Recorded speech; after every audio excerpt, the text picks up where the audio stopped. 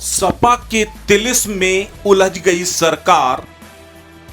मैनपुरी और खतौली की हार से बीजेपी में मच गया हाहाकार। सपा की सोशल इंजीनियरिंग ने बीजेपी को किया पस्त। समाजवादियों ने बुना ऐसा चक्रव्यूह, चारों खाने चित हो गई बीजेपी।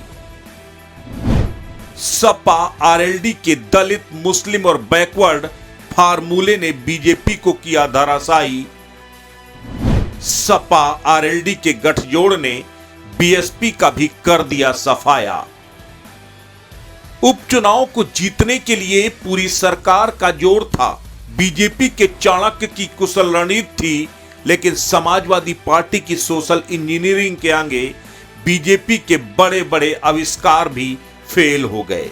किसी को भी समझ में नहीं आ रहा कि आखिर ऐसी कौन सी गलती हो गई कि बीजेपी मैनपुरी और खतौली में औंधे मुंह गिर गई। इतना ही नहीं, रामपुर में भी हारते हारते बमुश्किल जीती। तो हम बताते हैं आपको सपा आरएलडी का वो फार्मूला जिससे बीजेपी को पटखनी देने में कामयाबी हासिल की। 2019 के लोकसभा चुनाव के समय सपा आरएलडी और बीएसपी मिलकर एक ऐसा फार्मूला बनाना चाहते थे जो बीजेपी के एससी, ओबीसी और सवर्ण गठजोड़ का तोड़ बन सके, लेकिन तब यह गठबंधन कामयाब नहीं हो पाया।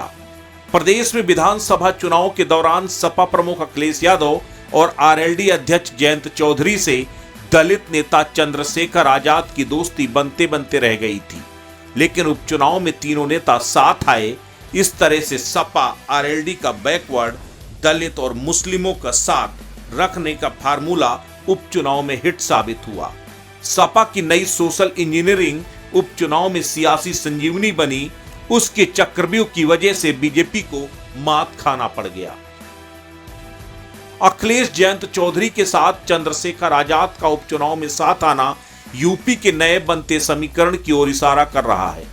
अखिलेश जयंत चौधरी चंद्रशेखर की तिकड़ी आगामी लोकसभा चुनाव में एक साथ मिलकर अगर उतरते हैं तो यूपी में बीजेपी और बीएसपी दोनों के लिए राजनीतिक तौर पर कड़ी चुनौती हो सकती है, खासकर पश्चिमी यूपी में, जहां पर जाट, मुस्लिम, दलित वोटर निर्णायक भूमिका में हैं।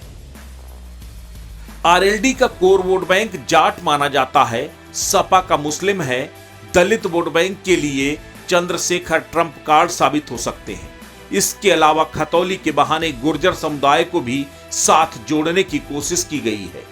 पश्चिमी यूपी में जाट 20% के करीब है, तो मुस्लिम 30 से 40% के बीच और दलित समुदाय भी 25% के ऊपर है। इसके अलावा गुर्जर भले ही 3% हैं, लेकिन पश्चिमी यूपी में 15% के करीब है।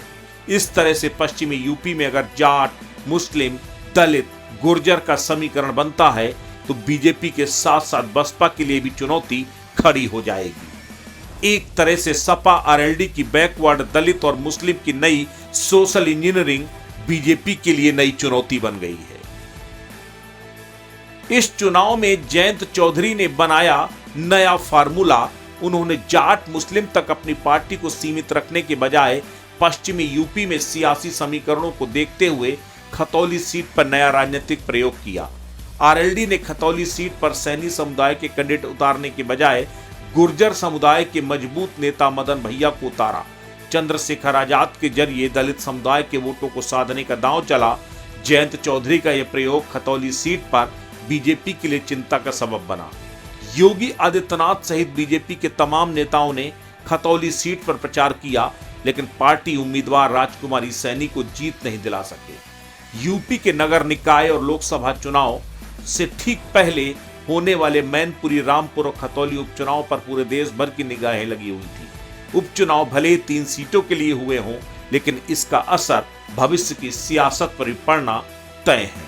असत न्यूज यूपी के लिए लखनऊ से प्रवीण तिवारी की रिपोर्ट।